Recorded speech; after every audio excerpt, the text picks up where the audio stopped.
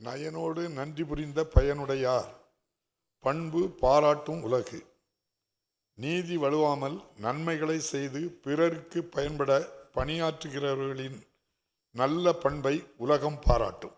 2025-26 ஆண்டுக்கான நிதிநிலை அறிக்கை அளித்தல் மாண்புமிகு நிதி மற்றும் சுற்றுச்சூழல் அண்ட் காலநிலை மாற்றுத்துறை அமைச்சர் அவர்கள். பேரவை தலைவர் அவர்களே, 2025-26 ஆண்டிற்கான வரவு செலவு திட்ட மதிப்பீடுகளை கடந்த 100 ஆண்டு காலமாக நாட்டிற்கே முன்னோடியாக திகழ்ந்திடும் இந்த சட்டமன்ற பேரவையின் முன் வைப்பதில் நான் பெருமிதம் கொள்கிறேன்.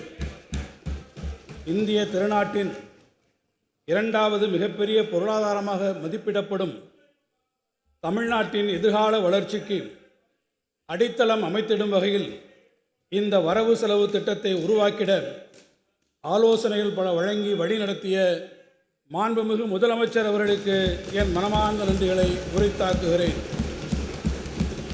சில மாநிலங்கள் வறுமை ஒழிப்பிற்கு முன்னுரிமை கொடுத்தன. வேறு சில மாநிலங்களோ தொழில் வளர்ச்சிக்கு முக்கியத்துவம் கொடுத்தன. ஆனால் தமிழ்நாடு மட்டுமே வறுமை ஒழிப்பு, கல்வி, சுகாதாரம், கட்டமைப்பு வசதிகள், தொழில் வளர்ச்சி என பன்முக வளர்ச்சியை இலக்காக கொண்டு முன்னேற தொடங்கி வெற்றியும் கண்டது. அனைவருக்கும் அடிப்படை கல்வி என்பதை நீண்டகால இலக்காக கொண்டு நாடு நகர்ந்து கொண்டிருந்த காலகட்டத்தில் கிராமங்கள் தோறும் கல்விக்கூடங்களை உருவாக்கியது நாம். மழலை குழந்தைகளுக்கான மதிய உணவு திட்டம், சத்துணவு திட்டம், காலை உணவு திட்டம் என்று தமிழ்நாடு அறிமுகப்படுத்திய மக்கள் நலத்திட்டங்களை பார்த்து இந்திய திருநாடு மட்டுமல்ல உலக நாடுகளே வியந்து பாராட்டி கொண்டுள்ளன. பெருந்தொழிற்சாலைகளின் தேவைக்கென மின் உற்பத்தியை பெருக்கிக் கொண்டிருந்த காலகட்டத்தில் கடைக்கோடி குக்கிராமங்களும் மின்வசதி பெற்றிட வேண்டும் என சிந்தித்தவர்கள் நாம். நாடெங்கும் பெருநகரங்களின் வளர்ச்சியில் குடிசை பகுதிகளை அப்புறப்படுத்துவது குறித்து விவாதிக்கப்பட்ட காலகட்டத்தில் ஏழை எளிய நகர்ப்புற மக்களுக்கு பன்னடுக்கு குடியிருப்புகளை உருவாக்கிட தனி வாரியம் கண்டவர் நாம். முன்னோடியாக மகளிருக்கு வாக்குரிமை வழங்கிய சென்னை மாகாணம் காட்டிய வழியில் பிற்காலத்தில் பெண்களுக்கு சொத்துரிமை வழங்கிய முன்னணி மாநிலங்களின் பட்டியலில் தமிழ்நாடும் இடம்பெற்றது. எவ்வித சமரசத்திற்கும் இடம் தராமல் இருமொழி கொள்கையினை தமிழ்நாடு தொடர்ந்து பின்பற்றுவதன் மூலம் தமிழ் பண்பாட்டினை பாதுகாத்தது மட்டுமல்ல, ஆங்கிலத்தின் துணையோடு உலகை வெல்லும் தனியாத தாகம் கொண்டு தரணியில் வலம் வர தொடங்கினர் நமது இளைஞர்கள். பிரபல பிரெஞ்சு பொருளாதார பேராசிரியர் தாமஸ் பிக்கெட்டி அவர்கள் inequality is a choice but we can choose a different path என்று குறிப்பிட்டதைப் போல கடந்த 100 ஆண்டு காலமாக தமிழ்நாடு தேர்ந்தெடுத்த பாதை தனித்துவமிக்கது. மனிதநேயம், சமூக நீதி, பரவலான பொருளாதார வளர்ச்சி, மகளிர் நலன், விளிம்பு நிலை மக்கள் முன்னேற்றம், தமிழ் பண்பாடு என தமிழ்நாடு வெற்றி நடை பயின்ற அந்த பயணம் வரலாற்று சிறப்புமிக்கது. இந்த 100 ஆண்டு பயணம் வெற்றிகரமானது என நாம் பெருமிதம் கொள்வது எதிர்காலத்தில் தடைகளை தாண்டி வளர்ச்சியை நோக்கி மேலும் எழுச்சியுடன் செல்ல வேண்டிய தேவையினை குறிக்கிறது. எதிர்வரும் ஆண்டுகளில் நாம் மேற்கொள்ளவிருக்கும் பயணத்தின் திசைகாட்டியாக முத்தமிழறிஞர் கலைஞர் 4 நூற்றாண்டுக்கு முன்னர் நிகழ்த்திய சாதனைகள் 2 இம்மாமன்ற உறுப்பினர்கள் வாயிலாக தமிழ் முழும் நல்லுலகத்திற்கு நினைவுபடுத்திட நான் விளைகிறேன். அகில உலகமே 1000வது ஆண்டு தொடக்க விழா கொண்டாட்டங்களில் திளைத்திருந்த போது வான்புகழ் வள்ளுவருக்கு குமரிமுனையில் வானுவீரச் சிலை எழுத்திட்ட முத்தமிழறிஞர் கலைஞர் அதே ஆண்டு சென்னையில் டைடல் தகவல் தொழில்நுட்ப பூங்காவினையும் திறந்து வைத்ததன் மூலம் தமிழருக்கு ஒரு மகத்தான செய்தியினை உணர்த்தி சென்றிருக்கிறார். ததும்பும் தமிழ் பெருமிதம் ஒருபுறம், உலகை வெல்லும் உயர் தொழில்நுட்பம் மறுபுறம் என நமது எதிர்கால பயணம் அமைந்திட வேண்டும் என குறிப்பால் உணர்த்தி இன்று இம்மாமன்றத்தில் ஓவியமாய் உறைந்து நின்று நம்மை வழிநடத்தி கொண்டிருக்கும் நவீன தமிழ்நாட்டின் சிற்பி முத்தமிழறிஞர் கலைஞருக்கு எமது நெஞ்சார்ந்த நன்றிகள். கடந்து வந்த 100 ஆண்டு பயணத்தின் காலடித்தடங்களை பகுப்பாய்வு செய்வதன் மூலம் எதிர்வரும் 25 ஆண்டுகளுக்கான பாதையினை நாம் திட்டமிட வேண்டும். நாம் எதிர்கொள்ளவிருக்கும் சவால்களுக்கு அறிவியல் வழி நின்று தொழில்நுட்பத்தின் துணை கொண்டு பகுத்தறிந்து தீர்வுகள் காண வேண்டும். தமிழ்நாட்டில் அதிவேகமாக வளர்ந்து வரும் நகரங்களின் வளர்ச்சி முறைப்படுத்தப்பட வேண்டும். புதிய தொழில்நுட்பங்களை பயன்படுத்தி வேளாண் பொருட்கள் உற்பத்தி மற்றும் ஏற்றுமதியில் புதிய உயரங்களை அடைய முன்முயற்சிகள் தேவைப்படுகின்றன. செயற்கை நுண்ணறிவு யுகத்தில் இளைஞர்களின் தனித்திறன் மேம்பாடு உரிய கவனம் பெற வேண்டும். பெருமளவு வேலைவாய்ப்புகளை உருவாக்கிடும் தொழிற்சாலைகள் தமிழ்நாடெங்கும் பரவலாக உருவாகிட வேண்டும். நவீன கட்டமைப்பு வசதிகளை உருவாக்கிட முனையும் போது பசுமை ஆற்றல் வளங்களையும் முறையாக பயன்படுத்திட வேண்டும். வளர்ந்த நாடுகளுக்கு இணையான வளர்ச்சியை தமிழ்நாடு விரைந்து அடைந்திட விரிவான செயல் திட்டங்களை உடனடியாக நாம் உருவாக்கிட வேண்டிய வரலாற்று தேவை தற்போது எழுந்துள்ளது. மாண்புமிகு பேரவை தலைவர் அவர்களே, எதிர்வரும் ஆண்டுகளில் நாம் மேற்கொள்ளவிருக்கும் பயணத்தின் முக்கிய நோக்கங்களை உள்வாங்கி இந்த வரவு செலவு திட்டத்தை உருவாக்கிட வழிகாட்டியாக அமைந்தவை பேரறிஞர் அண்ணாவின் தொலைநோக்கு பார்வைதான். நிதியமைச்சராகவும் பொறுப்பு வகித்த பேரறிஞர் அண்ணா 1968-69 நிதியாண்டுக்கான வரவு செலவு திட்ட உரையில் குறிப்பிட்ட வாசகங்களை நினைவுகூர விளைகிறேன். இன்றைய சமுதாயத்தில் அரசு ஆற்ற வேண்டிய பங்கு பற்றிய நமது எண்ணங்களில் ஏற்பட்ட கருத்து புரட்சிக்கு இணங்க சில ஆண்டுகளாகவே வரவு செலவு திட்டம் அரசின் வரவினங்களையும் செலவினங்களையும் குறிக்கும் வெறும் விவர அறிக்கையாக நிலவிய நிலை மாறிவிட்டது. குடியாட்சியில் மக்களின் நம்பிக்கையை பெற்று தேர்ந்தெடுக்கப்பட்ட அரசின் குறிக்கோள்களையும் கோட்பாடுகளையும் எய்துவதற்கு ஏற்ற வலிமை வாய்ந்த ஒரு கருவியாகவே தற்கால வரவு செலவு திட்டம் அமைகிறது. பேரறிஞர் அண்ணா வழிகாட்டிய திசையில் பயணித்து இந்த வரவு செலவு திட்டத்தை மக்கள் நலன் காத்திடும் கருவியாக பயன்படுத்தி தமிழ்நாட்டின் எதிர்கால வளர்ச்சிக்கு வலுவான அடித்தளம் அமைக்க பெரும் முயற்சி எடுத்திருக்கிறோம். தமிழ்மொழி வளர்ச்சி.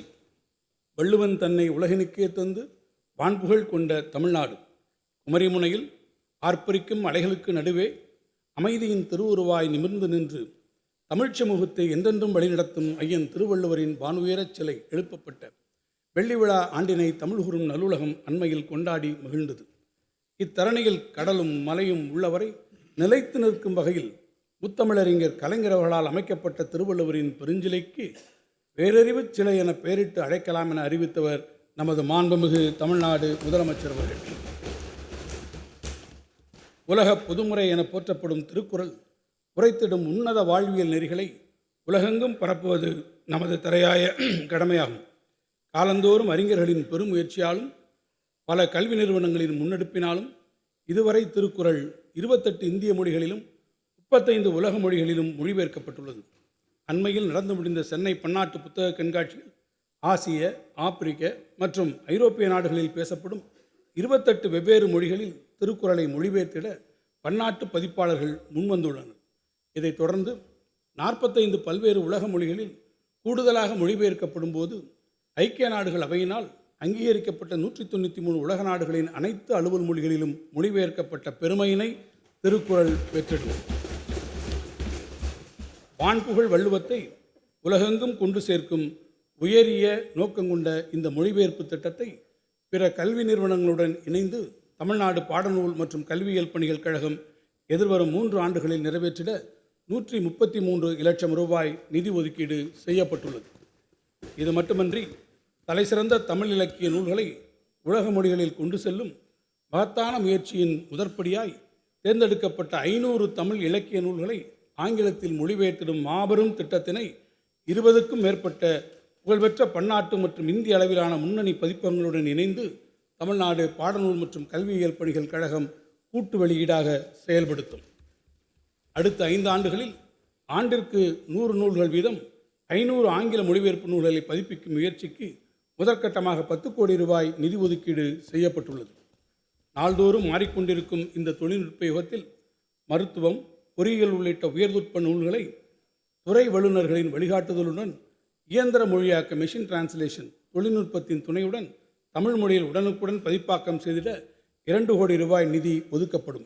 மேலும் பழந்தமிழ் ஓலைச்சுவடிகள், அரிய ஆவணங்கள் மற்றும் முக்கிய ஆளுமைகளின் கையெழுத்து பிரதிகளை மின் பதிப்பாக்கம் செய்திட வரும் நிதியாண்டில் 2 கோடி ரூபாய் நிதி ஒதுக்கீடு செய்யப்பட்டுள்ளது. அறிவை பரவலாக்கும் முயற்சியின் ஒரு பகுதியாக கடந்த 3 ஆண்டுகளாக நடத்தப்பட்டு வரும் சென்னை பன்னாட்டு புத்தக கண்காட்சி மற்றும் அனைத்து மாவட்ட தலைநகரங்களிலும் நடத்தப்பட்டு வரும் புத்தக திருவிழாக்களை நாடே வியந்து பாராட்டி கொண்டிருக்கிறது. இதன் அடுத்த கட்ட நகர்வாக தமிழர்கள் அதிகம் வசிக்கும் புதுதில்லி, மும்பை, பெங்களூரு, கொல்கத்தா, திருவனந்தபுரம் போன்ற பிற இந்திய பெருநகரங்கள் மட்டுமின்றி வெளிநாடுகளிலும், குறிப்பாக சிங்கப்பூர், கோலாலம்பூர் மற்றும் துபாய் ஆகிய நகரங்களிலும் தமிழ் புத்தக கண்காட்சிகள் இந்த ஆண்டு முதல் நடத்தப்படும். இதற்கென 2 கோடி ரூபாய் ஒதுக்கீடு செய்யப்பட்டுள்ளது. வெளிநாடுகளில் வாழும் தமிழர்களின் இளைய தலைமுறையினருக்கும் தமிழ் மரபை முறையாக அறிமுகம் செய்திடும் வகையில் அயலக தமிழர் நல வாரியம் மூலம் அவர்களுக்கு தமிழ் மொழி மற்றும் நாட்டுப்புற கலைகளை பயிற்றுவிக்கும் 100 தமிழாசிரியர்கள் மற்றும் கலைஞர்களை கொண்டு நேரடி வகுப்புகள் நடத்திட 10 கோடி ரூபாய் நிதி ஒதுக்கீடு செய்யப்பட்டுள்ளது. தமிழ் செம்மொழியின் பெருமையினையும் தமிழ் பண்பாட்டின் சிறப்பினையும் உலகத்தமிழ் இளைஞர்களிடையே பரவிடச் செய்திடும் நோக்கத்தில் தமிழ்நாடு மட்டுமின்றி இதர இந்திய நகரங்களில் உள்ள பள்ளிகள் மற்றும் உலகத்தமிழ் மையங்களில் பயின்றிடும் மாணவர்களும் பங்கேற்கும் வகையில் கணினி வழி தேர்வு முறையில் உலகத்தமிழ் ஒலிம்பியாட் போட்டி இனி ஆண்டுதோறும் நடத்தப்படும். உலக அளவிலான வெற்றியாளர்கள் மட்டுமின்றி தேசிய மற்றும் மாநில அளவில் சிறப்பிடம் பெற்றிடும் மாணவர்களுக்குமான மொத்த பரிசு தொகையாக 1 கோடி ரூபாய் வழங்கி சிறப்பிக்கப்படும். இந்திய திருநாடு பன்மொழிகளின் சங்கமம் என்பதை கருத்தில் கொண்டு உலகின் மிக மூத்த தனிச் செம்மொழிகளில் ஒன்றான தமிழ் மொழியின் தொன்மை மற்றும் தொடர்ச்சியினை இளைய தலைமுறையினரும் அறிந்து கொள்ளும் வகையில் அகரம் மொழிகளின் அருங்காட்சியகம் மதுரை உலக தமிழ்ச்சங்க வளாகத்தில் அமைக்கப்படும். திராவிட மொழி குடும்பத்தின் மூத்த தமிழ் மொழிக்கும் இதர இந்திய மொழிகளுக்குமான மொழியியல் உறவு, தென்னிந்திய பழங்குடி மக்கள் பேசும் மொழிகள் குறித்த பதிவுகள், பாறை ஓவியங்கள் தொடங்கி கல்வெட்டுக்கள், அச்சுக்கலை வழியே கனித்தமிழ் வரையிலான தமிழ் மொழியின் நீண்ட பயணம் குறித்த பல அரிய பதிவுகள் உயர் தொழில்நுட்ப வசதியுடன் இந்த மொழிகளின் அருங்காட்சியகத்தில் இடம்பெறும். பண்பாடு. தமிழ் பண்பாட்டின் தொன்மையினை இலக்கியம், வரலாறு மட்டுமின்றி தொல்லியல், அகழ்வாராய்ச்சி மூலம் வெளிக்கொணர்ந்த சான்றுகளையும் அறிவியல் முறைப்படி ஆய்வு செய்து அறிவுலகம் ஏற்றுக்கொள்ளும் வகையில் நிறுவிட தேவையான அனைத்து முயற்சிகளையும் நமது அரசு எடுத்து வருகிறது. தமிழ்நாட்டின் பல்வேறு இரும்பு கால தொல்லியல் தளங்களில் சேகரிக்கப்பட்ட சான்றுகள் குறித்து உலகப் புகழ்பெற்ற ஆய்வகங்களில் இருந்து பெறப்பட்ட ஆய்வு முடிவுகளின் அடிப்படையில் தமிழ் நிலப்பரப்பில் 5300 ஆண்டுகளுக்கு முன்னரே இரும்பு உருக்கும் தொழில்நுட்பத்தின் அறிமுகம் ஏற்பட்டுள்ளது எனும் வரலாற்று சிறப்புமிக்க அறிவிப்பை மாண்புமிகு தமிழ்நாடு முதலமைச்சர் அவர்கள் அண்மையில் உலகிற்கு அறிவித்தார்கள். உலகின் தலைசிறந்த தொல்லியல் ஆய்வாளர்களும் தேசிய அளவிலான தொழில்நுட்ப வல்லுநர்களும் இந்த ஆய்வு முடிவுகளை வரவேற்றும் பாராட்டியும் உள்ளனர். இரும்பின் தொன்மை குறித்தும் பழந்தமிழரின் தொழில்நுட்ப திறன் குறித்தும் வெளியான இந்த ஆராய்ச்சி முடிவுகளை உலகத் தமிழர்கள் பெருமகிழ்ச்சியோடு கொண்டாடி மகிழ்ந்தார்கள் என்பதை இம்மாமன்ற உறுப்பினர்கள் நன்கு அறிவார்கள். இவ்வேளையில் 3 ஆண்டுகளுக்கு முன்னர் இம்மாமன்றத்தில் பெருமிதத்தோடு மாண்புமிகு முதலமைச்சர் அவர்கள் அறிவித்த வரலாற்றில் இடம்பெறவிருக்கும் வாசகத்தை நாம் நினைவுகூர்ந்து இரும்பின் உறுதியோடு உறக்கச் சொல்லுவோம். இந்திய துணைக்கண்டத்தின் வரலாறு இனி தமிழ் நிலப்பரப்பிலிருந்துதான் தொடங்கி எழுதப்பட வேண்டும். தமிழ் பண்பாட்டின் சிறப்புகளை உலகறிய செய்திடும் முயற்சியின் தொடர்ச்சியாக எதிர்வரும் 2025-26 ஆண்டில் தமிழ்நாட்டில் தொல்லியல் அகழ்வாராய்ச்சிகள் சிவகங்கை மாவட்டம் கீழடி, தூத்துக்குடி மாவட்டம் பட்டணமருதூர், தென்காசி மாவட்டம் கரிவலவந்தநல்லூர், நாகப்பட்டினம் மாவட்டம் நாகப்பட்டினம், கடலூர் மாவட்டம் மணிக்கொல்லை, கள்ளக்குறிச்சி மாவட்டம் ஆதிச்சனூர், கோயம்புத்தூர் மாவட்டம் வெள்ளலூர் மற்றும் சேலம் மாவட்டம் தெலுங்கனூர் ஆகிய இடங்களில் மேற்கொள்ளப்படும்.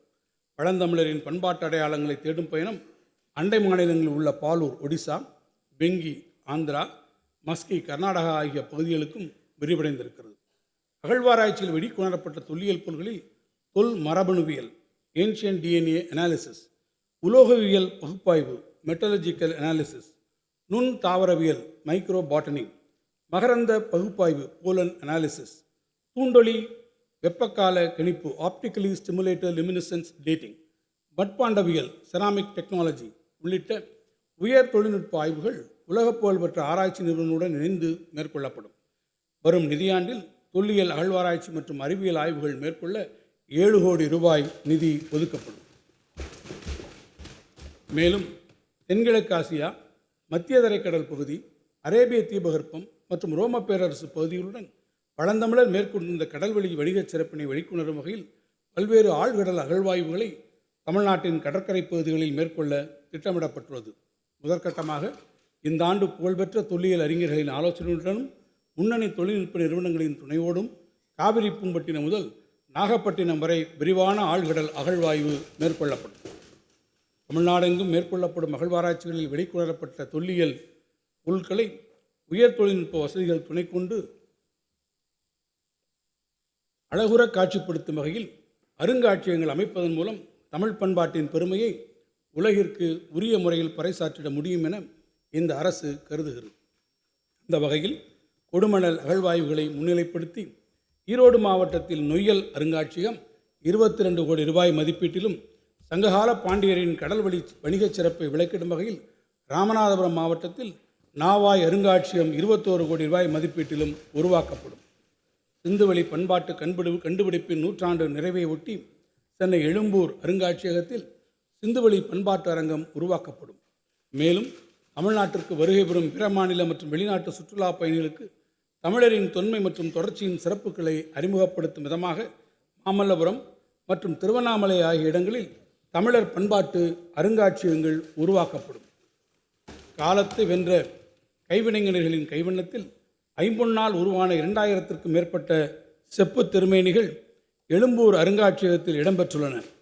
சிற்ப அமைதி, உடல்நிகழ் தோற்றத்தன்மை, எழில்மிகு முத்திரைகள் கொண்ட சிற்ப திருமேனிகளை வெளிநாட்டவரும் கண்டு வியக்கும் வகையில் மரபுசார் கட்டளைக்கலை வடிவமைப்புடன் கூடிய காட்சி அரங்கம் ஒன்று 40 கோடி ரூபாய் மதிப்பீட்டில் எழும்பூர் அருங்காட்சியக வளாகத்தில் அமைக்கப்படும். ஊரக வளர்ச்சி. ஓலை குடிசைகளில் வசிக்கும் ஏழை குடும்பங்கள் குறித்து முத்தமிழறிஞர் கலைஞர் கொண்டிருந்த கருணையினையும் குடிசையில்லா தமிழ்நாடு அமைந்திட வேண்டுமென்ற அவரது பெருங்கனவையும் நினைவு கூறும் வகையில் கடந்த ஆண்டு கலைஞரின் கனவு இல்லம் எனும் புதிய திட்டம் அறிமுகப்படுத்தப்பட்டது.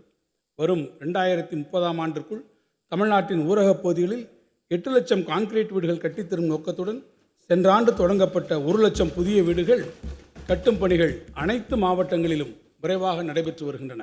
அதைத் தொடர்ந்து 2025-26ஆம் ஆண்டில் 1 லட்சம் புதிய வீடுகள் 3500 கோடி ரூபாய் மதிப்பீட்டில் கட்டும் பணிகள் தொடங்கப்படும். தமிழ்நாட்டின் கடைக்கோடி குக்கிராமங்களையும் சென்றடையும் வகையில் தரமான சாலை வசதிகளை உருவாக்கிடும் நோக்கில் அறிமுகப்படுத்தப்பட்ட முதல்வரின் கிராம சாலைகள் மேம்பாட்டுத் திட்டத்தின் கீழ் 2025-26ஆம் ஆண்டு 6100 கிலோமீட்டர் நீளமுள்ள கிராம சாலைகள் 2200 கோடி ரூபாய் செலவில் மேம்படுத்தப்படும். மேலும் கிராம ஊராட்சி மற்றும் ஊராட்சி ஒன்றிய சாலைகளின் தொடர் பராமரிப்புக்கென ஒவ்வொரு ஆண்டும் மாநில நிதிக்குழு மானியத்திலிருந்து உரிய நிதி ஒதுக்கீடு செய்ய முடிவு செய்து 25-26ஆம் ஆண்டிற்கு 120 கோடி ரூபாய் விடுவிக்கப்படும். தமிழ்நாட்டில் கடந்த 2001ஆம் ஆண்டிற்கு முன்னர் பல்வேறு அரசு திட்டங்களின் கீழ் ஊரகப் பகுதிகளில் வாழும் விளிம்பு நிலை மக்களுக்காக கட்டப்பட்டு தற்போது சீரமைக்க முடியாமல் மிகவும் பழுதடைந்த வீடுகளுக்கு மாற்றாக புதிய வீடுகளை கட்டித்தர இந்த அரசு முடிவு செய்துள்ளது. 2025-26ஆம் ஆண்டில் இத்திட்டத்தின் கீழ் 25,000 புதிய வீடுகள் 600 கோடி ரூபாய் மதிப்பீட்டில் கட்டித்தரப்படும். தமிழ்நாட்டின் அனைத்து குக்கிராமங்களும் தன்னிறைவு பெற்றிடும் வகையில் பல்வேறு அடிப்படை வசதிகளை நிறைவேற்றி தரும் நோக்கத்தோடு நடைமுறைப்படுத்தப்பட்டு வரும் அனைத்து கிராம அண்ணா மறுமலர்ச்சி திட்டம் 2இன் கீழ் 2025-26ஆம் ஆண்டில் 2329 கிராம ஊராட்சிகளில் 1087 கோடி ரூபாய் மதிப்பீட்டில் பணிகள் மேற்கொள்ளப்படும். மகாத்மா காந்தி தேசிய ஊரக வேலைவாய்ப்பு உறுதி திட்டத்தினை செயல்படுத்துவதில் தமிழ்நாடு முன்னோடி மாநிலமாக திகழ்ந்து வருகிறது. 2023-24ஆம் ஆண்டில் 40.87 கோடி மனித சக்தி நாட்கள் 13,392 கோடி ரூபாய் செலவினத்தில் எய்தப்பட்டுள்ளது. ஆனால் 2024-25ஆம் ஆண்டில் 27/11/2024 முதல் 11/3/2025 வரை வேலை செய்த தொழிலாளர்களுக்கு வழங்க வேண்டிய 2,839 கோடி ரூபாய் ஊதியம் மற்றும் 957 கோடி ரூபாய் பொருட்கூறுக்கான நிதி என மொத்தம் 3,796 கோடி ரூபாயை ஒன்றிய அரசு இதுவரை விடுவிக்காமல் நிலுவையில் வைத்துள்ளது. நிலுவைத் தொகையை உடனடியாக விடுவித்திட தமிழ்நாடு அரசு ஒன்றிய அரசை தொடர்ந்து வலியுறுத்தி வருகிறது. இந்த வரவு செலவு திட்ட மதிப்பீடுகளில் ஊரக வளர்ச்சி மற்றும் ஊராட்சித்துறைக்கு 29,465 கோடி ரூபாய் ஒதுக்கீடு செய்யப்பட்டுள்ளது. நகராட்சி நிர்வாகம். தமிழ்நாட்டில் நகரப்பகுதியில் உள்ள வீடுகளுக்கு குடிநீர் இணைப்பு, பொது சுகாதாரம், இணைப்புச் சாலைகள், தெருவிளக்குகள், நவீன மின்மயானம், நூலகங்கள் மற்றும் கணினியுடன் கூடிய அறிவுசார் மையங்கள் உள்ளிட்ட சமுதாய அடிப்படை கட்டமைப்புகளை உருவாக்கும் நோக்கத்தோடு செயல்படுத்தப்பட்டு வரும் கலைஞர் நகர்ப்புற மேம்பாட்டுத் திட்டத்தின் கீழ் கடந்த 4 ஆண்டுகளில் 4132 கோடி ரூபாய் மதிப்பிலான பணிகள் மேற்கொள்ளப்பட்டன. மேலும் இத்திட்டத்தின் கீழ் எடுக்கப்பட்டுள்ள பணிகளுக்காக வரும் நிதியாண்டில் 2000 கோடி ரூபாய் நிதி ஒதுக்கீடு செய்யப்பட்டுள்ளது. 2025-26 ஆண்டில் பல்வேறு திட்ட நிதிகளை திரட்டி தமிழ்நாட்டில் உள்ள அனைத்து மாநகராட்சி, நகராட்சி மற்றும் பேரூராட்சிகளில் 6483 கிலோமீட்டர் சாலைகள் 3750 கோடி ரூபாய் மதிப்பீட்டில் தரம் உயர்த்தப்படும் என ஏற்கனவே அறிவிக்கப்பட்டிருந்தது. இத்திட்டத்தின் கீழ் குறிப்பாக 570 கிலோமீட்டர் சாலைகள் 486 கோடி ரூபாய் மதிப்பீட்டில் சென்னை மாநகராட்சியிலும், கோயம்புத்தூர் மாநகராட்சி பகுதிகளில் 200 கோடி ரூபாய் மதிப்பீட்டிலும், மதுரை மாநகராட்சி பகுதிகளில் 130 கோடி ரூபாய் மதிப்பீட்டிலும் சாலை பணிகள் மேற்கொள்ளப்படும். சென்னை மாநகரத்தில் வாகன போக்குவரத்து பன்மடங்காக அதிகரித்துள்ளதால் ஏற்படும் கடும் போக்குவரத்து நெரிசலை தவிர்ப்பதற்காக பல திட்டங்கள் நிறைவேற்றப்பட்டு வருகின்றன. அதன் ஒரு பகுதியாக வேளச்சேரி, கிண்டி உள்ளிட்ட பகுதிகளில் வசிக்கும் சுமார் 7 லட்சம் மக்கள் பயன்பெறும் வகையில் வேளச்சேரி பிரதான சாலையிலிருந்து குருநானக் கல்லூரி சந்திப்பு வரை 3 கிலோமீட்டர் நீளத்திற்கு ஒரு மேம்பாலம் 310 கோடி ரூபாய் மதிப்பீட்டிலும், அதேபோன்று ரயில்வே துறையுடன் இணைந்து கொருக்குப்பேட்டை ரயில்வே மேம்பாலம் சுமார் 1 லட்சத்திற்கும் மேற்பட்ட அப்பகுதி மக்கள் பயன்பெறும் வகையில் 70 கோடி ரூபாய் மதிப்பீட்டில் பெருநகர சென்னை மாநகராட்சி சார்பில் அமைக்கப்படும். சென்னை பெருநகர மாநகராட்சியின் ஒருங்கிணைந்த திடக்கழிவு மேலாண்மை திட்டத்தின் கீழ் கொடுங்கையூர் குப்பை கொட்டும் வளாகத்தில் உயிரி எரிவாயு பயோசிஎன்ஜி நிலையம், இயற்கை உரம் தயாரிக்கும் நிலையம், தானியங்கி பொருள் மீட்பு மையம் ஆட்டோமேட்டிக் மெட்டீரியல் ரெக்கவரி ஃபெசிலிட்டி மற்றும் 21 மெகாவாட் திறன் கொண்ட திடக்கழிவிலிருந்து மின்சாரம் தயாரிக்கும் பணி 3450 கோடி ரூபாய் திட்டக்காலத்திற்கான மதிப்பீட்டில் தொடங்கப்படும். இதைப்போன்று திறன்மிக்க திடக்கழிவு மேலாண்மை மற்றும் மின்சார உற்பத்தி செய்யும் பொருட்டு சென்னை மற்றும் தாம்பரம் மாநகராட்சிக்கு அருகிலுள்ள நகராட்சிகள் மற்றும் பேரூராட்சிகளுக்கு பயன்படும் வகையில் திடக்கழிவிலிருந்து மின்சாரம் தயாரிக்கும் ஆலை waste to energy plant Tambaram மாநகராட்சி பகுதியில் நிறுவப்படும். இத்திட்டத்தின் கீழ் 1500 டன் மறுசுழற்சி செய்ய இயலாத திடக்கழிவின் செயலாக்கம் மூலம் தினந்தோறும் 15 முதல் 18 மெகாவாட் மின்சாரம் தயாரிக்க இயலும். நகர்ப்புறங்களில் வசிக்கும் மக்களுக்கு தூய்மையான மற்றும் பசுமையான வாழிடச் சூழலை உருவாக்கும் பொருட்டு அடையாறு நதியை மீட்டெடுத்து அழகுற சீரமைக்கும் திட்டம் 1500 கோடி ரூபாய் மதிப்பீட்டில் தனியார் பங்களிப்புடன் தொடங்கப்பட்டுள்ளது. 30 மாத காலத்திற்குள் பணி நிறைவடையக்கூடிய வகையில் இந்த திட்டத்தின் முதற்கட்டமாக சைதாப்பேட்டை முதல் திருவிக்காப்பாலம் வரையிலான பணிகளுக்கு முன்னுரிமை அளிக்கப்பட்டு 15 மாதங்களுக்குள் இப்பணிகள் முடிக்கப்படும். பருவநிலை மாற்றத்திலிருந்து மீட்கும் தன்மையுடைய 7 மழைநீர் உறிஞ்சும் பல்லுயிர் பூங்காக்கள் ஸ்பாஞ்ச் பார்க் சென்னை பெருநகர பகுதியில் 88 கோடி ரூபாய் மதிப்பீட்டில் உருவாக்கப்படும். மேலும் தமிழ்நாட்டில் உள்ள காவிரி, வைகை, நொய்யல், தாமிரபரணி ஆற்றங்கரங்களில் அமைந்துள்ள மாநகராட்சி பகுதியில் இருந்து உருவாகும் கழிவுநீர் ஆற்றில் நேரடியாக கலப்பதை தடுக்கும் பொருட்டு கழிவுநீர் சுத்திகரிப்பு நிலையங்கள், நடைபாதைகள், தெருவிளக்குகள், நவீன ஓய்வறைகள், குழந்தைகள் விளையாட்டு பூங்காக்கள் மற்றும் இதர நவீன வசதிகளுடன் பொதுமக்கள் பயன்படுத்தும் வகையில் நதிக்கரை மேம்பாட்டு பணிகள் திருச்சி, மதுரை, ஈரோடு, கோயம்புத்தூர் மற்றும் திருநெல்வேலி மாநகராட்சிகளில் மொத்தம் 400 கோடி ரூபாய் மதிப்பீட்டில் வரும் நிதியாண்டில் தொடங்கப்படும். தற்போது பெருநகர சென்னை மாநகராட்சியின் அனைத்து பகுதிகளுக்கும் 5 நீர் சுத்திகரிப்பு நிலையங்கள் மற்றும் 3 கடல்நீரை குடிநீராக்கும் நிலையங்களிலிருந்து குடிநீர் விநியோகம் செய்யப்படுகிறது. இந்த ஒவ்வொரு குடிநீர் நிலையத்திலிருந்தும் குடிநீர் விநியோகம் நகரின் குறிப்பிட்ட பகுதிகளுக்கு பிரதான குழாய்கள் மூலம் வழங்கும் வகையில் வடிவமைக்கப்பட்டுள்ளது. இதனால் தேவைப்படும் போது ஒரு பகுதியின் உபரி நீரை பற்றாக்குறை உள்ள மற்றொரு பகுதிக்கு மாற்ற இயலவில்லை. எனவே முதன்மை சுற்றுக்குழாய் திட்டம் எனும் புதிய திட்டத்தின் மூலம் அனைத்து நீர் பகிர்மான நிலையங்களையும் இணைத்து சென்னை மாநகரில் உள்ள அனைத்து குடிநீர் விநியோக நிலையங்களுக்கும் சமமான அளவில் குடிநீர் வழங்கப்படுவது உறுதி செய்யப்படும். சமச்சீரான குடிநீர் விநியோகத்தை உறுதி செய்திடும் இத்திட்டம் 2423 கோடி ரூபாய் மதிப்பீட்டில் அடுத்த 3 ஆண்டு காலத்திற்குள் நிறைவேற்றப்படும். சென்னை பெருநகர மாநகராட்சியில் 200 கோடி ரூபாய் அளவிலும், கோவை மாநகராட்சி 120 கோடி ரூபாய் அளவிலும், திருச்சி மாநகராட்சியில் 100 கோடி ரூபாய் அளவிலும் மற்றும் திருப்பூர் மாநகராட்சியில் 100 கோடி ரூபாய் அளவிலும் நகர்ப்புற நிதிப்பத்திரங்கள் வாயிலாக கூடுதல் நிதி ஆதாரங்களை திரட்டுவதன் மூலம் நகர்ப்புற உட்கட்டமைப்பு திட்டங்களை நிறைவேற்றிட தேவையான முயற்சிகள் மேற்கொள்ளப்பட்டு வருகின்றன. தமிழ்நாடு குடிநீர் வடிகால் வாரியத்தின் கீழ் உள்ள 40 ஆண்டுகளுக்கு மேலான கூட்டு குடிநீர் திட்டங்களை புதுப்பிக்க வேண்டிய தேவை தற்போது எழுந்துள்ளது. செயல்திறன் குறைந்த பழைய மின் இறைப்பான்கள் மற்றும் குழாய்கள் ஆகியவற்றை மாற்றிடவும், தேவைப்படும் இடங்களில் நீர் ஆதாரங்களை புதுப்பித்து கூட்டு குடிநீர் திட்டங்களை மேம்படுத்தவும் இந்த ஆண்டு 675 கோடி ரூபாய் மதிப்பீட்டில் 102 கூட்டு குடிநீர் திட்டங்களில் பணிகள் மேற்கொள்ளப்படும். இதன் மூலம் அடுத்த 15 ஆண்டுகளுக்கு இத்திட்டப்பகுதிகளில் குடிநீர் வழங்கல் சீராக நடைபெறுவது உறுதி செய்யப்படும். எதிர்வரும் 2025-26 ஆண்டு தமிழ்நாடு குடிநீர் வடிகால் வாரியம் முன்னுரிமை அடிப்படையில் கீழ்கண்ட குடிநீர் திட்டங்களை நிறைவேற்றிடும்.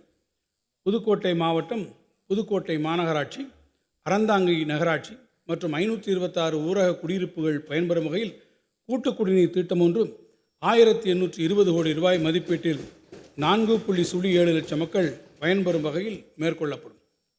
மயிலாடுதுறை மாவட்டம், மயிலாடுதுறை மற்றும் சீர்காழி நகராட்சிகள், தரங்கம்பாடி, மணல்மேடு மற்றும் குத்தாலம் பேரூராட்சிகள் மற்றும் 1042 ஊரக குடியிருப்புகள் பயன்பெறும் வகையில் கூட்டு குடிநீர் திட்டம் ஒன்று 2200 கோடி ரூபாய் மதிப்பீட்டில் 11.22 லட்சம் மக்கள் பயன்பெறும் வகையில் மேற்கொள்ளப்படும்.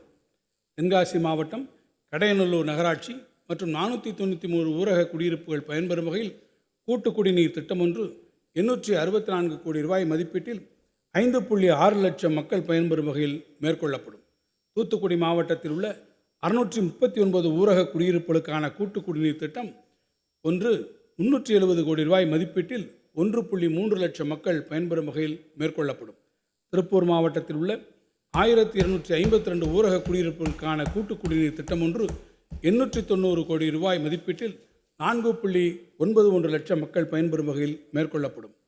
ஈரோடு மாவட்டத்தில் உள்ள 214 ஊரக குடியிருப்புகளுக்கான கூட்டு குடிநீர் திட்டம் ஒன்று 374 கோடி ரூபாய் மதிப்பீட்டில் சுமார் 92,000 மக்கள் பயன்பெறும் வகையில் மேற்கொள்ளப்படும். திருவள்ளூர் மாவட்டத்தில் உள்ள 138 ஊரக குடியிருப்புக்கான கூட்டு குடிநீர் திட்டம் ஒன்று 150 கோடி ரூபாய் மதிப்பீட்டில் சுமார் 76,000 மக்கள் பயன்பெறும் வகையில் மேற்கொள்ளப்படும். இந்த வரவு செலவு திட்ட மதிப்பீடுகளில் நகராட்சி நிர்வாகம் மற்றும் குடிநீர் வழங்கல் துறைக்கு 26,678 கோடி ரூபாய் ஒதுக்கீடு செய்யப்பட்டுள்ளது. சமச்சீர் வளர்ச்சி. சென்னை மாநகரத்தின் சமச்சீர் வளர்ச்சியை உறுதி செய்திட வட சென்னை வளர்ச்சி திட்டம் என்ற திட்டத்தை அரசு செயல்படுத்தி வருகிறது.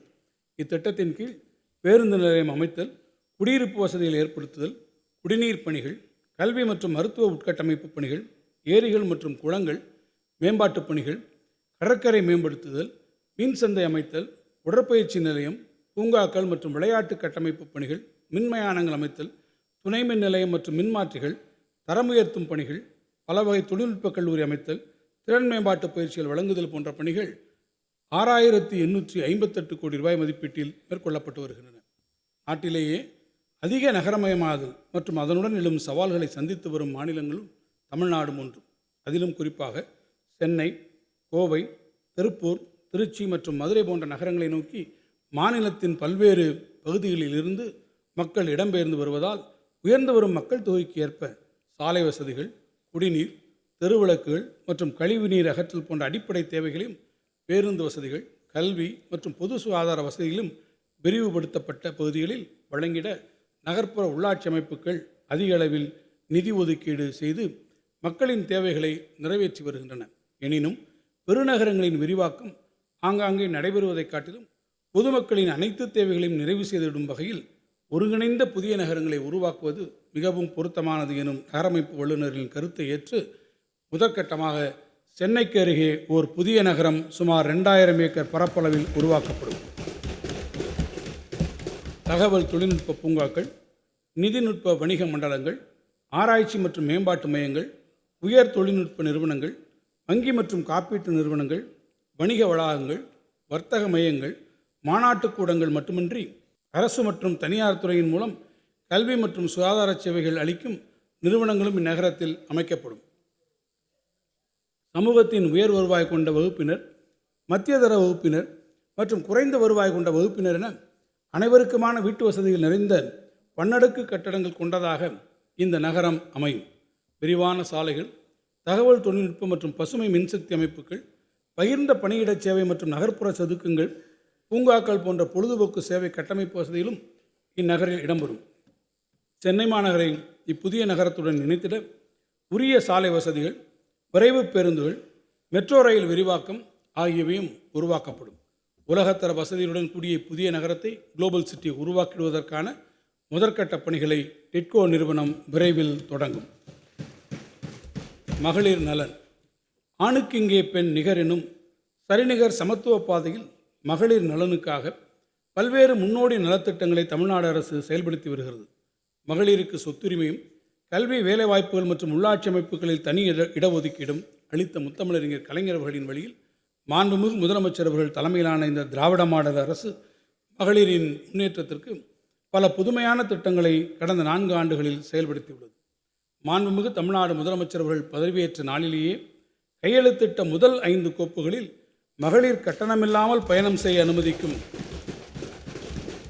விடியல் பயணம் என்ற மகத்தான திட்டமும் ஒன்று. தமிழ்நாட்டு மகளிரிடையே பெரும் வரவேற்பை பெற்றுள்ள திட்டத்தின் மூலம் பேருந்து பயணம் செய்வோர்களில் பெண்களின் சதவீதம் 40லிருந்து 65% உயர்ந்துள்ளது. தினமும் சராசரியாக 50 லட்சம் மகளிர் பேருந்துகளில் இதுவரை 642 கோடி பயணங்களை மேற்கொண்டுள்ளனர். மகத்தான இந்த திட்டத்தினால் பெண்கள் சராசரியாக மாதம் ஒன்றுக்கு 888 ரூபாய் சேமிக்க முடிகிறது என மாநில திட்டக்குழு நடத்திய ஆய்வில் தெரிய வந்துள்ளது என்பது குறிப்பிடத்தக்கது. இத்திட்டத்திற்காக மானியத் தொகை 3600 கோடி ரூபாயை 2025-26 ஆண்டின் வரவு செலவு திட்ட மதிப்பீடுகளில் அரசு ஒதுக்கியுள்ளது. மகளிர் நல திட்டங்களுக்கெல்லாம் மகுடம் வைத்தது போல் அறிவிக்கப்பட்ட கலைஞர் மகளிர் உரிமை திட்டத்தின் மூலம் ஒவ்வொரு மாதமும் 1,15 லட்சம் குடும்பத் தலைவிகளுக்கு மாதம் 1000 ரூபாய் அவருடைய வங்கிக் கணக்கில் நேரடியாக செலுத்தப்பட்டு வருகிறது. இத்திட்டத்தினால் பயன்பெறும் இல்லத்தரசிகளுக்கு மாதந்தோறும் 1000 ரூபாய் என்பது அவர்களுடைய அன்றாட வாழ்க்கைக்கு பேருதவியாக இருப்பது மட்டுமின்றி அவர்கள் கணிசமாக சேமிக்கவும் வழிவகுக்கிறது. இதுவரை மகளிர் உரிமை தொகை பெற்றிடாத தகுதி வாய்ந்த இல்லத்தரசிகள் இத்திட்டத்தின் கீழ் விண்ணப்பித்திட உரிய வாய்ப்புகள் விரைவில் வழங்கப்படும். மகளிர் நலன் காக்கும் இத்திட்டத்திற்காக இந்த வரவு செலவு திட்டத்தில் 13,807 கோடி ரூபாய் நிதி ஒதுக்கீடு செய்யப்பட்டுள்ளது. ஏழை குடும்பங்களை சார்ந்த மாணவியர் உயர்கல்வி பயில்வதை உறுதி செய்யும் வகையில் அறிமுகப்படுத்தப்பட்ட மூவலூர் ராமாமிர்தம் அம்மையார் நினைவு புதுமை பெண் திட்டத்தின் கீழ் தற்போது 4,06,000 மாணவியர்கள் மாதந்தோறும் 1000 ரூபாய் பெற்று பயனடைந்து வருகிறார்கள்.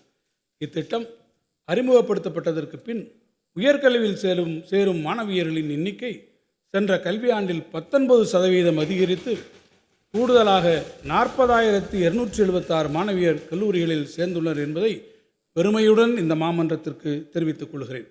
வரும் நிதியாண்டில் இத்திட்டத்தினை செயல்படுத்திட 420 கோடி ரூபாய் நிதி ஒதுக்கப்பட்டுள்ளது.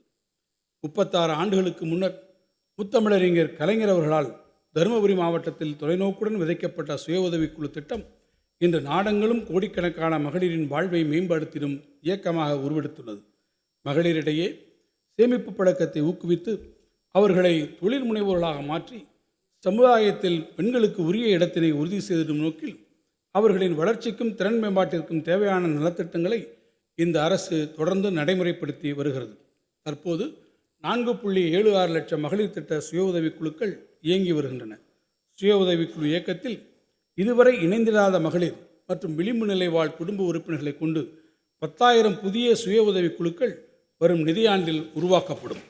மேலும் வரும் நிதியாண்டில் சுய உதவி குழுக்களுக்கு 37,000 கோடி ரூபாய் அளவிற்கு வங்கிக் கடன் வழங்க இலக்கு நிர்ணயிக்கப்பட்டுள்ளது.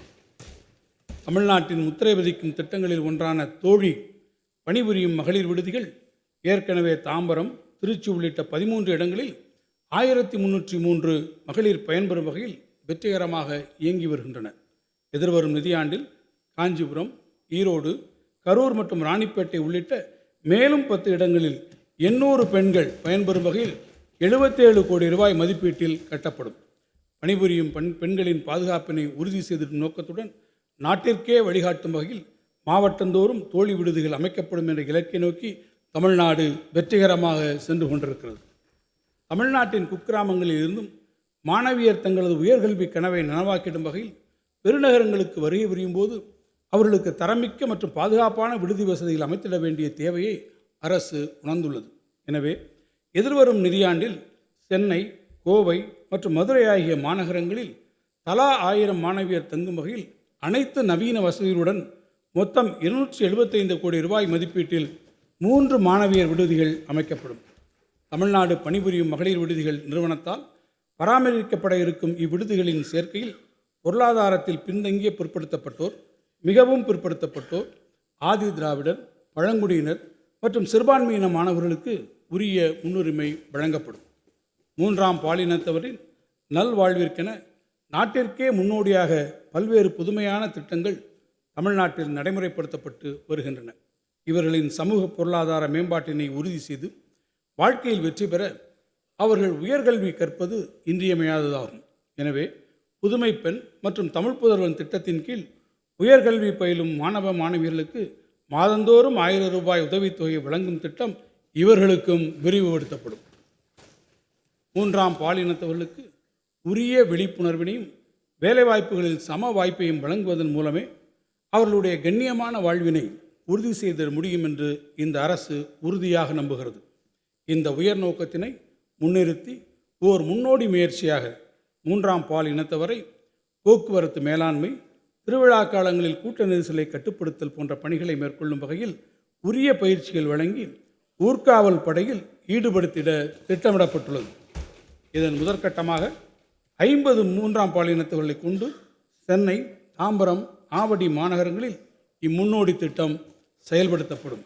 இவ்வாறு பணிபுரியும் 3ஆம் பாலினத்தவரின் மதிப்பூதியம், பயிற்சி மற்றும் சீருடை போன்றவை ஊர்காவல் படையினருக்கு சமமான வகையில் வழங்கப்படும்.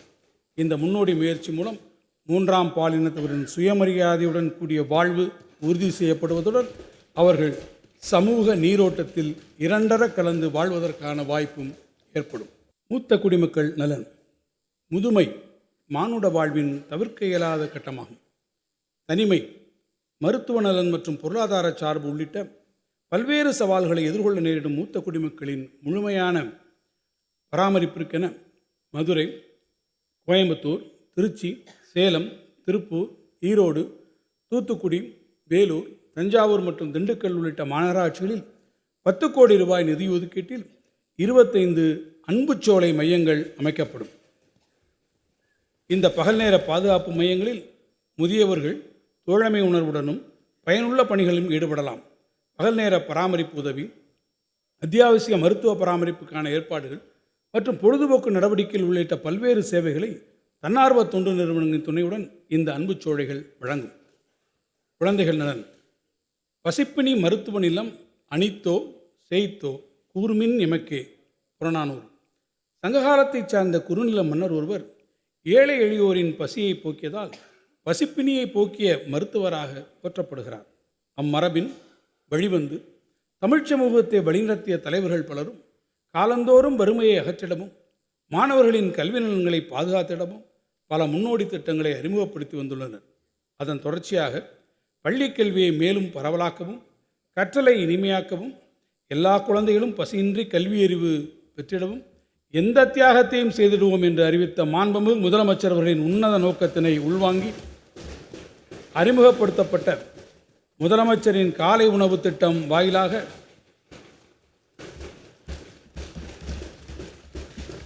தமிழ்நாட்டில் உள்ள 30,992 அரசு பள்ளிகளிலும் ஊரகப் பகுதிகளில் அமைந்துள்ள 3,995 அரசு உதவி பெறும் பள்ளிகளிலும் 1ஆம் வகுப்பு முதல் 5ஆம் வகுப்பு வரை பயிலும் 17.53 லட்சம் மாணவர்கள் பயன்பெற்று வருகின்றனர். இத்திட்டம் செயல்படுத்தப்பட்ட பின்னர் மாணவர்களின் வருகை உயர்ந்துள்ளதோடு அவர்களின் ஊட்டச்சத்தும் கற்றல் திறனும் மேம்பட்டுள்ளது என்று ஆய்வுகள் தெரிவிக்கின்றன. நாட்டிலேயே முதல் முறையாக அறிமுகப்படுத்தப்பட்ட இந்த வரலாற்று சிறப்புமிக்க திட்டம் தமிழ்நாட்டின் நகரப்பகுதிகளில் இயங்கி வரும் அரசு உதவி பெறும் பள்ளிகளில் 1ஆம் வகுப்பு முதல் 5ஆம் வகுப்பு வரை பயிலும் மேலும் 3.14 லட்சம் மாணவர்கள் பயன்பெறும் வகையில் வரும் கல்வி ஆண்டு முதல் மேலும் விரிவுபடுத்தப்படும். இத்திட்டத்தினை செயல்படுத்துவதற்காக வரும் நிதியாண்டில் 600 கோடி ரூபாய் நிதி ஒதுக்கீடு செய்யப்பட்டுள்ளது.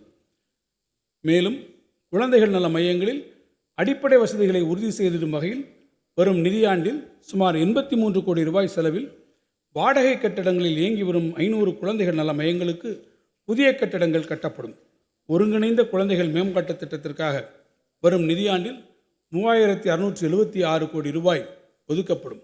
இந்த வரவு செலவு திட்ட மதிப்பீடுகளில் சமூக நலம் மற்றும் மகளிர் உரிமை துறைக்கு 8597 கோடி ரூபாய் நிதி ஒதுக்கீடு செய்யப்பட்டுள்ளது. பள்ளிக்கல்வி. இன்றைய அரும்புகள் நாளைய மலர்கள், இன்றைய மழலைகள் நாளைய நமது மரபு காக்கும் மாண்புறு செல்வங்கள். அவர்களை வளமோடு வாழ வைப்பது அரசு, ஆடவர், பெண்டிர் இம்மூவரின் ஒத்துழைப்பின் பார்ப்பட்டதாகும். 1971-72 நிதிநிலை அறிக்கையில் இடம்பெற்ற முத்தமிழறிஞர் கலைஞரின் இந்த வாசகங்களை மனதில் இருத்தி நமது அரசு பல முன்னோடி திட்டங்களை நடைமுறைப்படுத்தி வருகிறது.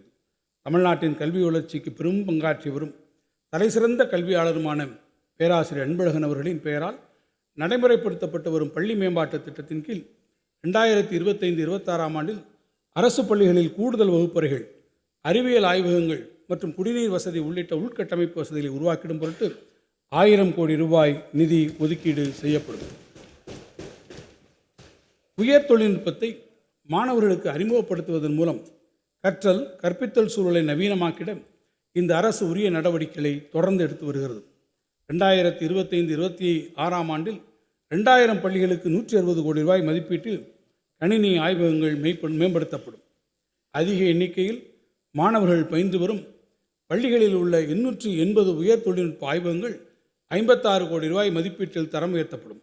மேலும் அரசு பள்ளிகளில் 2025-26 ஆண்டில் 2676 பள்ளிகளில் திறன்மிகு வகுப்பறைகள் 65 கோடி ரூபாய் மதிப்பீட்டில் அமைக்கப்படும். 2025-26 ஆண்டில் 1721 முதுகலை ஆசிரியர்களும் 841 பட்டதாரி ஆசிரியர்களும் நேரடி நியமனம் மூலம் பணியமர்த்தப்படுவார்கள். இதற்கான தேர்வு அறிக்கையை ஆசிரியர் தேர்வு வாரியம் விரைவில் வெளியிடும். அரசு பள்ளி மாணவர்களை சாதனையாளர்களாக மாற்றும் உயர்ந்த நோக்கத்தோடு உயர்கல்வி குறித்த விழிப்புணர்வும் சிறப்பு பயிற்சிகளும் வழங்கப்பட்டு வருகின்றன. கடந்த 2 ஆண்டுகளில் 780 அரசு பள்ளி மாணவர்கள் இந்தியாவின் தலைசிறந்த கல்வி நிறுவனங்களான இந்திய தொழில்நுட்பக் கழகம் IIT, தேசிய சட்டப் பல்கலைக்கழகம் NLU உள்ளிட்ட நாட்டின் தலைசிறந்த உயர்கல்வி நிறுவனங்களில் சிறப்பிடம் பெற்று சேர்க்கை பெற்றுள்ளனர். மேலும் 12 மாணவர்கள் முழு கல்வி உதவித்தொகையுடன் வெளிநாட்டு பல்கலைக்கழகங்களில் கல்வி பயின்று பெறுகின்றனர். இதன் அடுத்த கட்டமாக 20 வகையான கல்வி பிரிவுகளில் 350க்கும் மேற்பட்ட பல்வேறு அகில இந்திய உயர்கல்வி நிறுவனங்கள் மற்றும் வெளிநாட்டு பல்கலைக்கழகங்களில் உள்ள கல்வி உதவித்தொகையுடன் கூடிய பட்டப்படிப்பு வாய்ப்புகள் குறித்தான விழிப்புணர்வு நான் முதல்வன் கல்லூரி கனவு திட்டம் மூலம் தமிழ்நாட்டின் அனைத்து மாணவர்களுக்கும் சென்றடைய முயற்சிகள் எடுக்கப்படும்.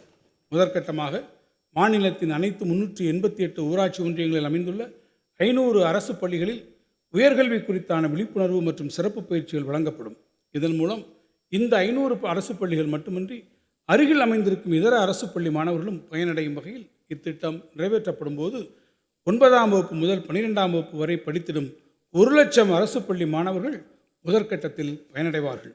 நான் முதல்வன் கல்லூரி கனவு திட்டத்தின் மூலம் குறைந்தது 2000 அரசு பள்ளி மாணவர்கள் இனி ஒவ்வொரு ஆண்டும் அகில இந்திய அளவில் புகழ்பெற்ற உயர்கல்வி நிறுவனங்களில் சேர்ந்து சிகரம் தொடுவார்கள் என எதிர்பார்க்கப்படுகிறது. இதற்கென 50 கோடி ரூபாய் இந்த வரவு செலவு திட்டத்தில் நிதி ஒதுக்கப்படுகிறது. ஒருங்கிணைந்த பள்ளிக்கல்வி திட்டத்தின் சமகர சிக்ஷா கீழ் பல்வேறு மாணவர் நலன் சார்ந்த திட்டங்களை கடந்த 7 ஆண்டுகளாக மாநில அரசு சிறப்புடன் செயல்படுத்தி வருகிறது. குறிப்பாக மாணவர்களின் அடிப்படை கல்வியறிவை உறுதி செய்யும் எண்ணும் எழுத்தும் திட்டம், மாற்றுத்திறனாளி குழந்தைகளுக்கான சிறப்பு கல்வி, தொலைதூர குடியிருப்புகளிலிருந்து மாணவர்கள் பள்ளிகளுக்கு வந்து சென்றிட போக்குவரத்துப்படி, ஆசிரியர்களின் ஊதியம், மாணவர்களின் எதிர்காலத்தை செதுக்கிடும் உயர்கல்வி வழிகாட்டி, மாணவர்களின் தனித்திறன்கள் மிளிர்ந்திட கலைத்திருவிழா, கல்வி சுற்றுலா, இணைய வசதி உள்ளிட்ட பள்ளிகளுக்கான கட்டமைப்பு வசதிகள் என பல்வேறு திட்டங்கள் மாணவர்களின் கல்வி நலன் சார்ந்து தமிழ்நாட்டில் நடைமுறைப்படுத்தப்பட்டு வருகின்றன. எனினும் இந்த ஆண்டு மும்மொழிக் கொள்கையை உள்ளடக்கிய ஒன்றிய அரசின் புதிய கல்விக் கொள்கையினை தமிழ்நாடு ஏற்றுக்கொள்ளாததால் ஏற்கனவே ஒப்புதல் வழங்கிய நிலையிலும் 2152 கோடி ரூபாயை ஒன்றிய அரசு தமிழ்நாட்டிற்கு விடுவிக்காமல் வஞ்சித்துள்ளது என்பதை இம்மாமன்ற உறுப்பினர்கள் நன்கு அறிவார்கள். ஒன்றிய அரசு தமிழ்நாட்டுக்கு உரிய நிதியை விடுவிக்காவிட்டாலும் மாணவர் நலன் கருதி அரசு பள்ளி மாணவர்களின் கல்வி ஒரு துளியேனும் பாதிக்கப்படக்கூடாது என்பதற்காக ஆசிரியரின் ஊதியம் உள்ளிட்ட அத்திட்டங்களுக்குரிய நிதியை மாநில அரசே தனது சொந்த நிதி ஆதாரங்களில் இருந்து விடுவித்துள்ளது.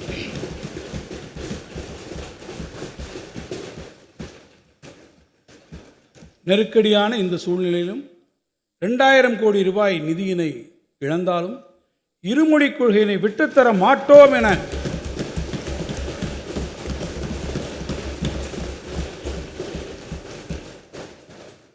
கொண்ட கொள்கையில் உறுதியாக நின்று தமிழ்நாட்டின் தன்மானம் காத்த மாண்புமிகு முதலமைச்சர் அவர்களின் பின்னால் தமிழ்நாட்டு மக்கள் அனைவரும் அணிவகுத்துள்ளனர். எத்தனை தடைகள் எதிர்வரினும் மன உறுதியோடு நம்மை வழிநடத்தும் மாண்புமிகு முதலமைச்சர் அவர்களுக்கு ஆதரவாய் திரண்டிருக்கும் தமிழ்நாட்டு மக்களுக்கு பாவேந்தர் பாரதிதாசனின் வைர வரிகளை நினைவு கூற விழைகிறேன். தமிழருக்கு தொண்டு செய்யும் தமிழனுக்கு தடை செய்யும் நெடுங்குன்றும் தூளாய் போகும். தொலைதூர மலைப்பகுதிகளில் வாழ்ந்து வரும் மக்கள் நலனை கருத்தில் கொண்டு குறிப்பாக பழங்குடியின மாணவர்களின் இடைநிற்றலை குறைக்கும் நோக்கத்தோடு மாணவர்கள் அவர்களது இருப்பிடத்திற்கு அருகிலேயே உயர்கல்வியை தொடர்ந்து பயின்றிட அரசு தொடர் முயற்சிகளை எடுத்து வருகிறது. அந்த வகையில் தருமபுரி மாவட்டம் பாப்பிரெட்டிப்பட்டி, ஈரோடு மாவட்டம் சத்தியமங்கலம் மற்றும் தாளவாடி, கள்ளக்குறிச்சி மாவட்டம் சின்னசேலம் மற்றும் கல்வராயன்மலை, கிருஷ்ணகிரி மாவட்டம் தளி, நீலகிரி மாவட்டம் கோத்தகிரி மற்றும் திருவண்ணாமலை மாவட்டம் ஜவ்வாதுமலை உள்ளிட்ட இடங்களில் உள்ள தொலைதூர மலைப்பகுதிகளில் அமைந்துள்ள 14 உயர்நிலைப் பள்ளிகள் மேல்நிலைப் பள்ளிகளாக தரம் உயர்த்தப்படும். தென் தமிழ்நாட்டின் அறிவாலயமாக திகழ்ந்திடும் மதுரை மாநகரில் உருவாக்கப்பட்ட கலைஞர் நூற்றாண்டு நூலகத்திற்கு இதுவரை 15 லட்சத்திற்கும் மேற்பட்ட வாசகர்கள் வருகை புரிந்துள்ளனர் என்பது குறிப்பிடத்தக்கது. அதைத் தொடர்ந்து கோவை மற்றும் திருச்சியில் மாபெரும் நூலகங்கள் அமைக்கும் பணிகள் நடைபெற்று வருகின்றன. அறிவை பரவலாக்கிடும் முயற்சிகளின் அடுத்த கட்டமாக சேலம், கடலூர் மற்றும் திருநெல்வேலியில் பொதுமக்கள் போட்டித் தேர்வு எழுதிடும் மாணவர்கள் பயன்பெறும் விதமாக தலா 1 லட்சம் புத்தகங்கள் மற்றும் மாநாட்டுக்கூட வசதிகளுடன் நூலகங்கள் அமைக்கப்படும். இந்த வரவு செலவு திட்ட மதிப்பீடுகளில் பள்ளிக்கல்வித்துறைக்கு 46,767 கோடி ரூபாய் ஒதுக்கீடு செய்யப்பட்டுள்ளது. உயர்கல்வி சோழமண்டல கடற்கரையினை நில அளவீடு செய்திட திட்டமிட்ட பிரிட்டிஷ் கிழக்கிந்திய கம்பெனியின் தேவைக்கென நில அளவையர் பயிற்சி வழங்கிட 231 ஆண்டுகளுக்கு முன் 1794 12 மாணவர்களுடன் தொடங்கப்பட்ட மதராஸ் நில அளவையர் பள்ளி மெட்ராஸ் ஸ்கூல் ஆஃப் சர்வே பின்னர் 1859ஆம் ஆண்டு பொறியியல் கல்லூரியாக உருப்பெற்றது வரை கிண்டி பொறியியல் கல்லூரியின் பயணம் நீண்ட நெடிய வரலாற்றை கொண்டது. கடந்த 47 ஆண்டுகளாக செயல்பட்டு வரும் அண்ணா பல்கலைக்கழகம் நாட்டின் முதன்மையான கல்வி நிறுவனங்களில் ஒன்றாக திகழ்ந்து வருகிறது. தமிழ்நாட்டு மாணவர்களின் தொழில்நுட்ப கனவுகளின் சிகரமாய் விளங்கிடும் அண்ணா பல்கலைக்கழகத்தினை அடுத்த 5 ஆண்டுகளுக்குள் நாட்டிலேயே சிறந்த கல்வி நிறுவனங்களின் தரவரிசையில் முதல் 10 இடங்களுக்குள்ளும் உலகளவிலான QS தரவரிசை பட்டியலில் முதல் 150 இடங்களுக்குள்ளும் இடம்பெறச் செய்த உரிய செயல் திட்டம் வகுக்கப்படும். இத்திட்டத்தின் கீழ் திறன்மிகு வகுப்பறைகள், நவீன தொழில்நுட்ப ஆய்வகங்கள், புதிய ஆராய்ச்சி மற்றும் மேம்பாட்டு மையங்கள், புத்தொழில் நிறுவன பூங்கா, வளர்ந்து வரும் துறைகளுக்கான ஆராய்ச்சி உதவி, மெய்நிகர் ஆய்வகங்கள் ஆகியவை முன்னணி தொழில்நுட்ப நிறுவனங்களின் துணையோடு அமைக்கப்படும். கற்றல் மற்றும் கற்பித்தல் அனுபவத்தை மேம்படுத்திட முன்னணி தொழில்நுட்ப நிபுணர்கள், வெளிநாட்டு பேராசிரியர்கள் 3 மாதங்கள் வரையிலான குறுகிய காலத்திற்கு சிறப்பு ஆராய்ச்சிகளில் ஈடுபடுத்தப்படுவார்கள். முனைவர் பட்ட மற்றும் முதுமுனைவர் ஆய்வு மாணவர்களை ஊக்குவிக்க புதிய திட்டங்கள் வகுக்கப்படும். உலகின் தலைசிறந்த பல்கலைக்கழகங்களுடன் இணைந்து தேர்ந்தெடுக்கப்பட்ட மாணவர்கள் வெளிநாட்டு கல்வி நிறுவனங்களின் இணைப்படிப்புகளை பயின்றிட வழிவகை உருவாக்கப்படும். நவீன வசதிகளுடன் கூடிய மாணவர் விடுதிகள், தலைசிறந்த வீரர்களை உருவாக்கிட உகந்த விளையாட்டுச் சூழல், அனைத்து உயிரினங்களும் இணைந்து வாழும் பசுமை பரப்பு என அண்ணா பல்கலைக்கழகத்தை ஆசியாவின் தலைசிறந்த கல்வி நிறுவனங்களின் தரவரிசையில் இடம்பெறச் செய்திட உரிய நடவடிக்கைகளை இந்த அரசு எடுக்கும். இம்மாபெரும் கனவை நனவாக்கிட அரசு பங்களிப்பு, பல்கலைக்கழக நிதி மற்றும் முன்னாள் மாணவர்கள் மற்றும் தொழில் நிறுவனங்களின் பங்களிப்பு ஆகியவற்றை கொண்டு அடுத்த 5 ஆண்டுகளில் 500 கோடி ரூபாய் மதிப்பீட்டில் பல்வேறு பணிகள் மேற்கொள்ளப்படும். அரசு பல்கலைக்கழகங்களின் நிதி பற்றாக்குறையை குறைக்கும் வண்ணம் அவர்களுக்கு வழங்கப்பட்டு வரும் தொகுப்பு நிதி நல்கை 700 கோடி ரூபாயாக உயர்த்தி வழங்கப்படும்.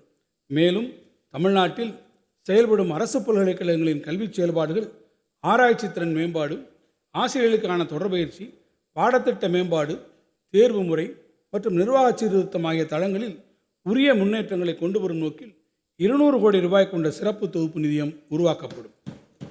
உலகளாவிய திறன் மையங்கள் மற்றும் உற்பத்தி செய்யும் தொழில் நிறுவனங்கள் தங்களது பொருட்களின் வடிவமைப்பு, மேம்பாடு, புத்தாக்கம் உள்ளிட்ட ஆராய்ச்சிகளை அரசு பல்கலைக்கழகங்கள், கல்லூரிகள், ஆய்வு நிறுவனங்களுடன் இணைந்து செயல்படுத்துவதை ஊக்கப்படுத்திட அரசு மானியம் வழங்கப்படும். இதற்கென தொழில் ஆராய்ச்சி மற்றும் புத்தாக்க நிதியை உருவாக்கிட 25 கோடி ரூபாய் ஒதுக்கீடு செய்யப்படும். இதன் மூலம் தொழில் நிறுவனங்களும் உயர்கல்வி நிறுவனங்களும் இணைந்து செயலாற்றிட வாய்ப்பு உருவாக்கப்படும்.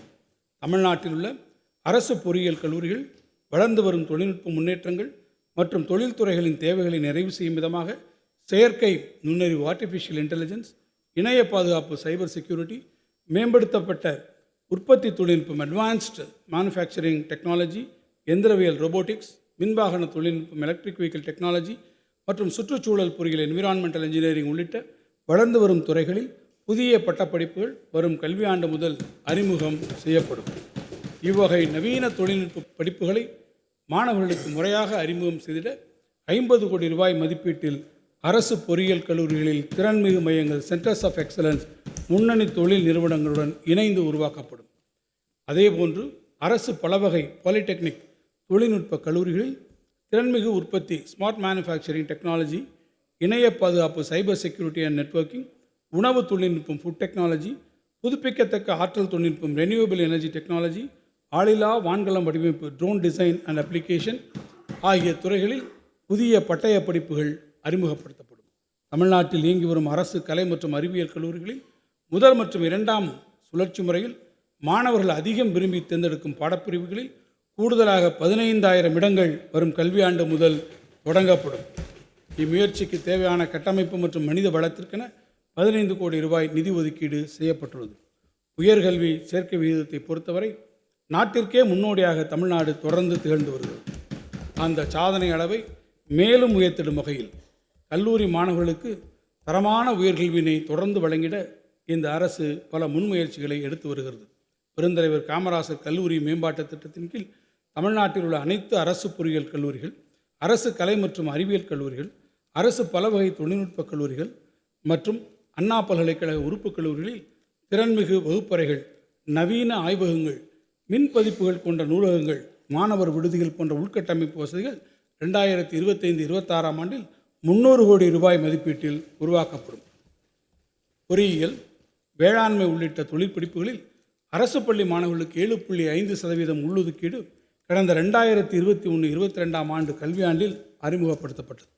அந்த மாணவர்களுக்கான கல்வி கட்டணம், விடுதி கட்டணம், போக்குவரத்து கட்டணம் என அவர்களின் மொத்த கல்வி செலவையும் முழுமையாக அரசே ஏற்றுக்கொள்கிறது. இத்திட்டத்தின் கீழ் பல்வேறு தொழில் படிப்புகளில் தற்போது பயின்று வரும் 49,038 மாணவர்களின் கல்வி கட்டணத்தையும் அரசே ஏற்றிடும் வகையில் வரும் நிதியாண்டிற்கு 550 கோடி ரூபாய் ஒதுக்கீடு செய்யப்பட்டுள்ளது. புதுமை பெண், தமிழ் புதல்வன் போன்ற முன்னோடி திட்டங்களால் தமிழ்நாட்டின் மாணவர்களின் உயர்கல்வி சேர்க்கை தொடர்ந்து அதிகரித்து வருகிறது. அத்தேவைகளை நிறைவேற்றும் விதமாக நீலகிரி மாவட்டம் குன்னூர், திண்டுக்கல் மாவட்டம் நத்தம், சென்னை மாவட்டம் ஆலந்தூர், விழுப்புரம் மாவட்டம் விக்கிரவாண்டி, செங்கல்பட்டு மாவட்டம் செய்யூர், சிவகங்கை மாவட்டம் மானாமதுரை, திருவாரூர் மாவட்டம் முத்துப்பேட்டை, தஞ்சாவூர் மாவட்டம் திருவிடைமருதூர், பெரம்பலூர் மாவட்டம் பெரம்பலூர் மற்றும் தூத்துக்குடி மாவட்டம் ஒட்டப்பிடாரம் ஆகிய இடங்களில் புதிய அரசு கலை மற்றும் அறிவியல் கல்லூரிகள் தொடங்கப்படும். மாணவர்களிடையே அறிவியல் சிந்தனையை வளர்த்திடவும் இளைய தலைமுறையினருக்கு புதிய தொழில்நுட்ப வசதிகளை தொடர்ந்து அறிமுகம் செய்திடும் நோக்கோடு சிங்கப்பூர் அறிவியல் மையத்துடன் இணைந்து நவீன முறையில் வடிவமைக்கப்பட்ட சென்னை அறிவியல் மையம் உருவாக்கப்படும். இம்மையத்தில் அறிவியல், தொழில்நுட்பம், பொறியியல் மற்றும் கணித ஸ்டெம் புலங்கள் மட்டுமின்றி விண்வெளி, வானவியல் துறைகளின் மெய்நிகர் மாதிரிகளும் இடம்பெற்றிருக்கும். குழந்தைகளுக்கான அறிவியல் பூங்கா, நவீன வானவியல் தொலைநோக்கு வசதிகள், ஆழ்கடல் உயிரினங்கள் மற்றும் வானவியல் நகர்வுகளை ஆழ்ந்து உணரக்கூடிய டிஜிட்டல் திரை அனுபவ அரங்குகள், அறிவியல் மாநாட்டு கூடங்கள், பார்வையாளர்களுக்கான பசுமை புல்வெளிகள் என அனைத்து வசதிகளுடன் கூடிய பிரம்மாண்ட சென்னை அறிவியல் மையம் 100 கோடி ரூபாய் மதிப்பீட்டில் சென்னை பெருநகர வளர்ச்சி குழுமம் மற்றும் அரசு பங்களிப்புடன் உருவாக்கப்படும். நாள்தோறும் மாறிவரும் தொழில்நுட்பம், புதிய கண்டுபிடிப்புகள், புத்தாக்க சிந்தனை, தொழில்துறை வளர்ச்சி ஆகியவற்றுக்கு அணிவேராகவும் அடித்தளமாகவும் இருப்பது அடிப்படை அறிவியல். காலநிலை மாற்றம், உலக வெப்பமயமாதல், புதுப்பிக்கத்தக்க மின்சக்தி சேமிப்பு தேவை, உலகெங்கும் பரவி வரும் நோய்க்கிருமிகள் என பல்வேறு சவால்கள் உருவாகி வருகின்றன. இவைகளுக்கான தீர்வுகளை நோக்கிய பயணத்தில் புதிய பார்வையுடன் அணுகும் அடிப்படை அறிவியல் ஆராய்ச்சிகள் முக்கிய பங்கு வகிக்கின்றன.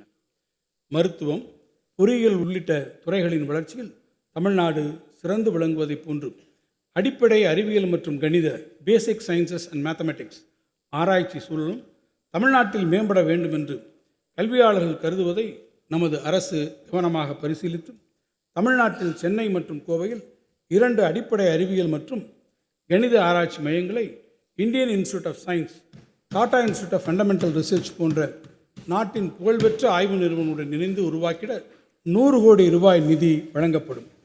புகழ்பெற்ற அறிவியல்களின் வழிகாட்டுதலுடன் முனைவர் மற்றும் முதுமுனைவர் பட்டப்படிப்பு மூலம் உயர் அறிவியல் ஆராய்ச்சிகள் மட்டுமின்றி மாணவரிடையே ஆழமான அறிவியல் மனப்பான்மையை உருவாக்கிடவும் இம்மையங்கள் முக்கிய பங்காற்றிடும். இந்த வரவு செலவு திட்ட மதிப்பீடுகளில் உயர்கல்வித்துறைக்கு 8494 கோடி ரூபாய் ஒதுக்கீடு செய்யப்பட்டுள்ளது.